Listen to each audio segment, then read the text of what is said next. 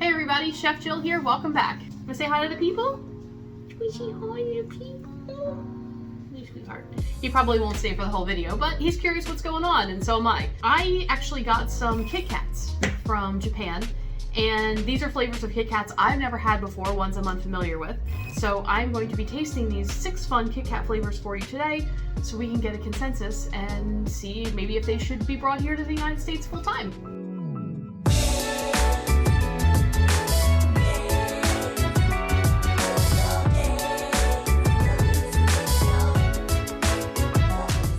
Check the mic and make sure it sound right, boy. This is chocolate orange. You see that down at the bottom in green? I'm hopeful because I do like orange and chocolate together. I know it's kind of an acquired taste. Yeah, it smells like orange. It smells like a Terry's orange that you smash on the table at Christmas time. These little Kit Kats are so cute. Look how cute the wrapping is. All right, so I'm gonna open this guy up. There should be 2 little sticks in here, I think. We discovered in the last tasting video that Japanese packaging, like Asian packaging, is on point. He's brown, just like a normal milk chocolate Kit Kat. Definitely has an orange smell to it though. I'm gonna eat the whole thing. More chocolate than orange. Good. If you're kind of like a person that thinks milk chocolate's a little bit too sweet, or if you eat a whole Kit Kat bar and you're kind of like, ugh, the orange kind of gives you some variation. So that's pretty good. I think that'd be good. Like that'd be a good ice cream Kit Kat. Check the mic and make sure it sound right, boy. I mean, that's a black package. That's a really, really dark package. So I hope this is dark chocolate and not like licorice or something. That would make me very sad. This chocolate is darker in color than the last guy. He's not interested. Yeah, it's dark chocolate. There's some dimension to that. Yeah, there's some like, obviously the wafer's in there, so the crispiness is nice. But there's some dimension to that dark chocolate. There's like, it's lingering. It's staying with me. There's almost like a woody kind of chocolatey coffee kind of reminiscence on the at the end of your tongue, and that bitterness stays with you for a while. As I've gotten older, I find that like milk chocolates are too sweet. White chocolate's way too sweet for me nowadays. Dark chocolate now, for some reason, especially when it's sweetened, because clearly there's sugar in here. For some reason, that dark chocolate really peaks, and it's really good. So, yeah, definitely a winner on this one too. The dark chocolate's real nice. Check the mic and make sure it sound right, boy. White chocolate. Okay, time for some white chocolate. So this one, I don't know how this would work in the United States, but how about ocean salt? That's what that says, ocean salt. It has like a sea turtle on the front. On the back, it shows you some origami for how to fold your wrapper into a sea turtle, which I thought was pretty cool. So in this country, the United States, Nestle doesn't manufacture Kit Kat, Hershey's does, but in the rest of the world, Kit Kat is a Nestle's product. So their chocolate tastes a little bit different. The texture of the wafers are a little bit different here in the United States. A lot of people like foreign, like Nestle Kit Kats better. Even in Canada, Kit Kat belongs to Nestle, not to Hershey's like it does here in the US.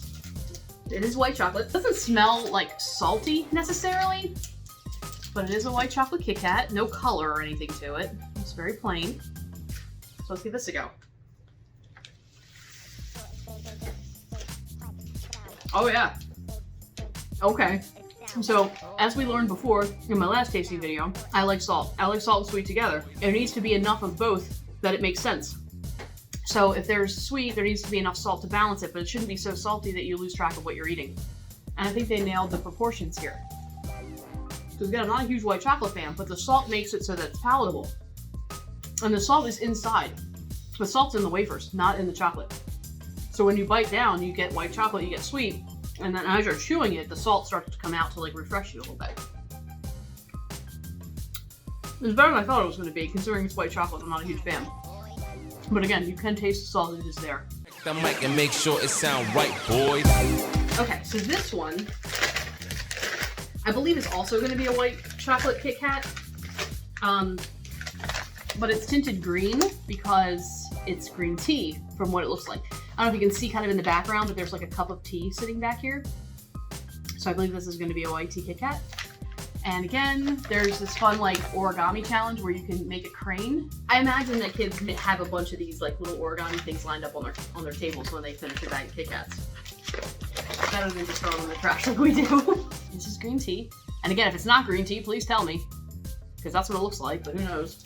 I don't speak Japanese. I don't read it. It looks like a very dirty green Kit Kat. So let me show that to you. So know. See, it says Kit Kat on there. It smells like green tea. It smells like dirt and earth and green tea. It is white chocolate. So green tea is a very defined taste. It tastes very healthy. And even when you mix it with white chocolate, you cannot kill that taste. So if you don't like green tea, I would give this a down for you because you're not gonna like it. It's not like, oh, it's got a little bit of green tea. No, it's like, bam, green tea. So just be ready for that. But I like it, but not everybody does. The mic and make sure it sound right, boys. These I think are raspberry cream. So I'm expecting these to also be white chocolate based on the color of the Kit Kat in this picture here. Let's open this guy up. So this is the only like true fruit flavored Kit Kat I have today. Let's open this guy. It matches my shirt. I'm on brand with the pink today. So super light pink. Kind of peachy pink color. Smells good. Parker, would you like a nose? Not interested. Okay. Yeah, see the red in the middle? Between the wafers? That's like a different flavor. It's not the same as what's on the outside. But it has like a tangy raspberry flavor to it, which is very refreshing, really nice. It's not just like more of the pink on the inside. That's probably like the most well-balanced of all of them so far. This is not just sweet. Once you kind of get it all across your palate, that raspberry jam comes out, and it's almost like a punch from like a sour candy. And then it's like, oh, did you want this to be sweet the whole time? Because no. Well, let's give you some tangy to kind of break up the monotony. I think I could eat a pack of that, but it probably wouldn't be my go-to Kit Kat. The mic and make sure it sound right, boys. All right, and last but not least, potentially the worst one, but at least in my sous chef's opinion, because this is a different kind of green tea. This is matcha. So again, I'm expecting a white kind of green tea flavored outside, and I'll take the pretty one. There it is. So this is pretty similar to the last one. It's less speckled. It's a little bit more of a solid matte green. Here's the green tea, and here's the matcha. So this is the green tea, this is the matcha. See the color difference? This one's a little darker, a little bit like woodsier than this one. So back to matcha. Okay, it still tastes like green tea, but it's less like, bam, green tea than the other guy.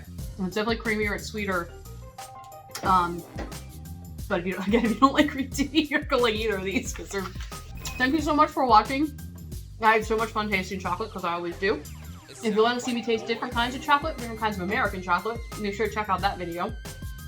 I love you all. Please take care of yourselves and each other, and I will see you next time. Bye.